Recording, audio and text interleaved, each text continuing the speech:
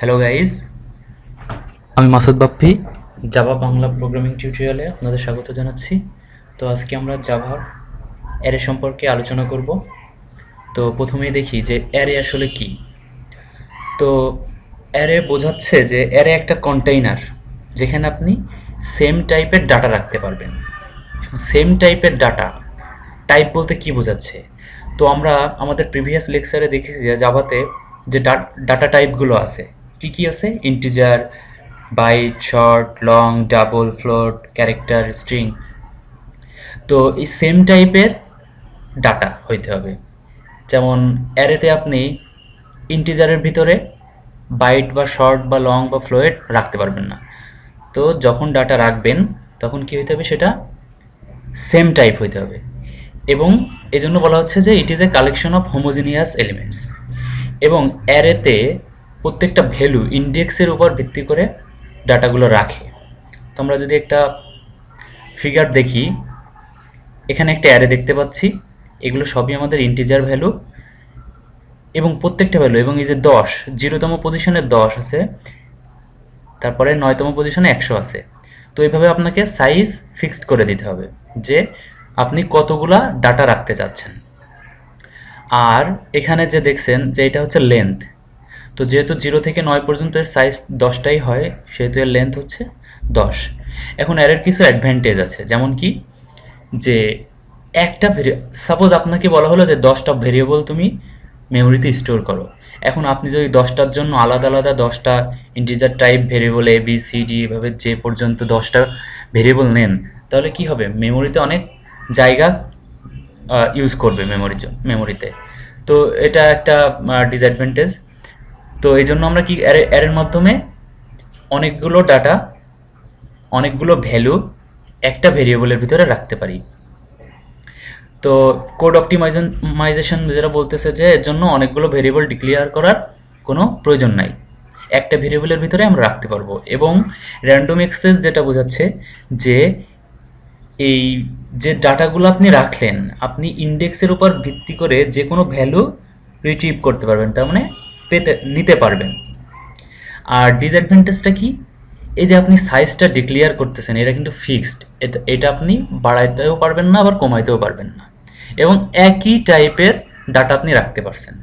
তো এটা ওভারকাম করার জন্য আমরা পরবর্তীতে কালেকশন নিয়ে আলোচনা করব। সেখানে দেখবেন আপনি সাইজ বাড়াইতেও পারবেন, কমাইতেও পারবেন, আবার বিভিন্ন টাইপের ডাটা রাখতে পারবেন। তো নেক্সট দেখি কয়টা টাইপসের অ্যারে আছে। সো মূলত টু টাইপস, একটা হচ্ছে সিঙ্গেল ডাইমেনশনাল আর একটা হচ্ছে মাল্টি ডাইমেনশনাল। তো প্রথমে আমরা দেখি সিঙ্গেল ডাইমেনশন অ্যারে কীভাবে ডিক্লেয়ার করে। সো ডিক্লেয়ার বলতে আমরা প্রথমে যেমন দেখেছিলাম যে একটা ভেরিয়েবল কীভাবে ডিক্লেয়ার করে, জাস্ট ইন্ট লিখে এক্স দিয়ে আমরা ওটা ডিক্লেয়ার করতেছিলাম। কিন্তু অ্যারেতে কি হয়? অ্যারেতে এইভাবে ইন্টিজার, তারপরে স্কোয়ার ব্র্যাকেট, তারপরে ভেরিয়েবল নেম। এটা হচ্ছে ভেরিয়েবল নেম। তো পসিবল ওয়ে কীভাবে আপনি, কতভাবে আপনি এই ওয়ান ডাইমেনশনাল বা সিঙ্গেল ডাইমেনশনাল অ্যারে ডিক্লেয়ার করতে পারবেন? এই তিনভাবে করতে পারবেন। এর বাইরে করতে গেলে আপনাকে একটা কম্পাইল টাইম এরর দিবে। এবং যদি আপনি ডিক্লেয়ার করতে চান, ডিক্লেয়ার করার সময় যদি আপনি সাইজ বলে দেন, তাহলে একটা কম্পাইল টাইম এরর দেখাবে। তো অ্যারে ডিক্লেয়ার করার সময় সাইজ দেয়া যাবে না। আর সবসময় চেষ্টা করবেন যে প্রথম যেটা আছে এইভাবে ডিক্লেয়ার করার। ঠিক আছে? কারণ কি, এখানে এই যে স্কোয়ার ব্র্যাকেট এবং টাইপের সাথে ভেরিয়েবলের নামটা আলাদাভাবে থাকে, আর এগুলো একসাথে থাকে, সো এটা পড়তে কষ্ট হয়। এজন্য সবসময় আপনারা প্রথমটা, এগুলো ভুল না, বাট সবসময় অলওয়েজ ট্রাই করবেন স্ট্যান্ডার্ড এভাবে অ্যারে ডিক্লেয়ার করতে।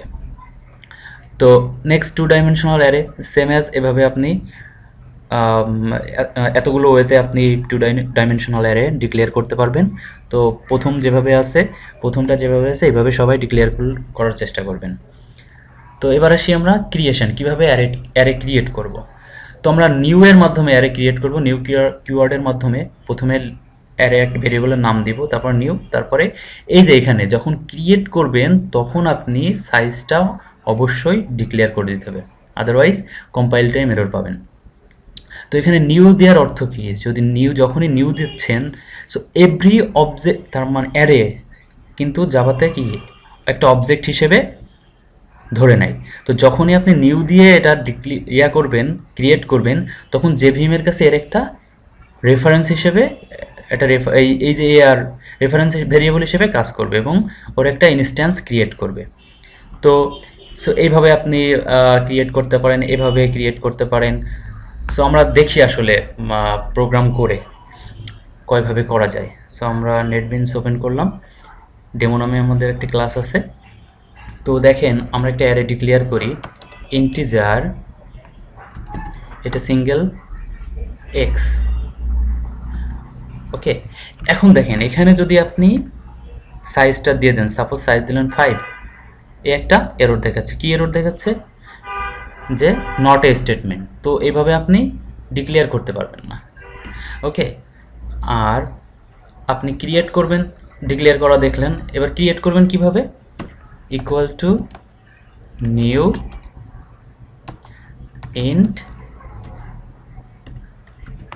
এবার কি, এই যে আপনাকে এরর দেখাচ্ছে, কারণ কি আপনাকে সাইজ, অবশ্যই সাইজটা বলে দিতে হবে। তো এখানে সাইজ কত? সাইজ মনে করেন 4। ওকে, তো এইভাবে পারেন, আবার সিঙ্গেল লাইনও পারেন। সো আপনারা ওইগুলো ট্রাই করেন। অথবা এবার আপনি ভ্যালু রাখবেন, ঠিক না? আপনি তো সাইজ ডিক্লেয়ার করেন, ভ্যালু কিভাবে রাখবেন? এক্স, তাহলে ইন্ডেক্স, অ্যারের ইন্ডেক্স শুরু হয় 0 থেকে, তাহলে 0তম পজিশনে আমরা রাখলাম সাপোজ 10, 1তম ইন্ডেক্সে আমরা রাখলাম 20, 2তম ইন্ডেক্সে আমরা রাখলাম 30। ওকে, এখন দেখেন আপনাদের অ্যারের সাইজ হচ্ছে 4, ঠিক না? তো আমাদের 3 পর্যন্ত ইন্ডেক্সিং আমরা 4টা ভ্যালু রাখতে পারছি। এখন যদি আপনি না রাখেন, তাহলে কি আমরা একটা ফর ইচ লুপ চালাই, নিয়ে এগুলো প্রিন্ট করার চেষ্টা করি। For int i to x, s out দিয়ে ট্যাব দিবেন, ও একেবারে লিখে দিবে system dot out dot println. এখন যদি আপনি প্রিন্ট করেন, এখন বলেন তো আমাদের কিন্তু সাইজ 4, কিন্তু আমরা 4টা ভ্যালু রাখি নাই, আমরা 3টা ভ্যালু রাখছি। তো লাস্টেরটা কি করবে? সে লাস্টেরটা 0 কাউন্ট করবে। এই যে দেখেন লাস্টেও 0 দিছে। এখন চিন্তা করেন আপনি যদি বেশি ভ্যালু দিয়ে ফেলেন, সাপোজ আপনি দিয়ে দিলেন 40, আরও দিলেন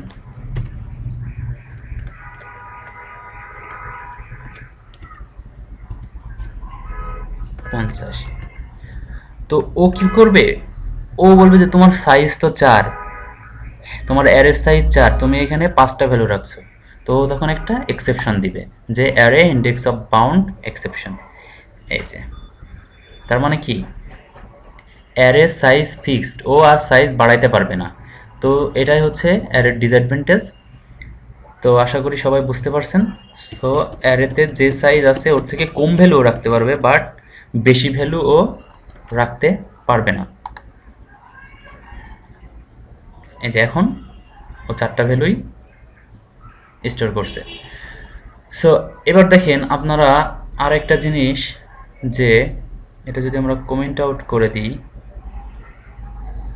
কমেন্ট আউট করে দিয়ে জাস্ট এই যে এটা কোন টাইপের অ্যারে, প্রত্যেকটা টাইপের অ্যারে টাইপের করসপন্ডিং ক্লাসও বের করা যায় যে এটা আসলে কোন টাইপ। সো আপনি জাস্ট এস আউটের ভিতরে ওই অ্যারের নাম, এই যে এক্স, এটা অ্যারের নাম x dot gate class dot gate name যদি দেন, তাহলে করসপন্ডিং নেম আপনারা পেয়ে যাবেন। সো রান ফাইল, এই যে এটা স্কোয়ার ব্র্যাকেট, তারপরে এই আইটা হচ্ছে ইন্টিজার ক্লাস। ওকে, সেমভাবে বাইটের জন্য, আর যদি এখানে 2 ডাইমেনশনাল অ্যারে হইতো তাহলে 2টা স্কোয়ার ব্র্যাকেট দেখাইতো। তো এইভাবে আপনারা প্রত্যেকটা ক্লাসের নাম বের করতে পারবেন। তো আমি লিখে দিই অ্যারে টাইপ আর করসপন্ডিং ক্লাস কি কি আছে। আপনারা এটা পরে বের করে নিতে পারবেন। অ্যারে টাইপ, আর এটা হচ্ছে করসপন্ডিং ক্লাসেস, ক্লাস নেম। তো টাইপ যদি হয় ইন্টিজার টাইপ, ক্লাস হবে এইটা। যদি 2 ডাইমেনশনাল হয় তাহলে আপনি পাবেন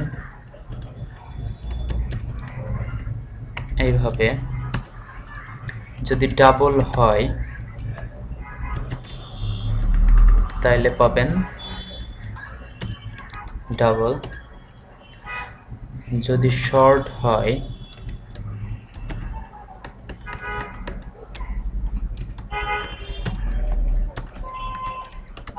যদি বাইট হয় তাহলে পাবেন বি।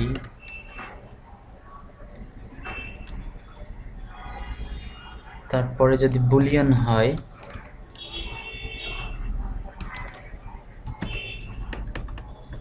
তাহলে পাবেন জেড। তো এভাবে আপনারা করসপন্ডিং ক্লাসের নাম বের করতে পারবেন গেট ক্লাস এবং গেট নেম মেথডের মাধ্যমে। তো নেক্সট পর্বে আমরা 2 ডাইমেনশনাল অ্যারে নিয়ে আলোচনা করব। সো সে পর্যন্ত সবাই ভালো থাকেন। আল্লাহ হাফেজ।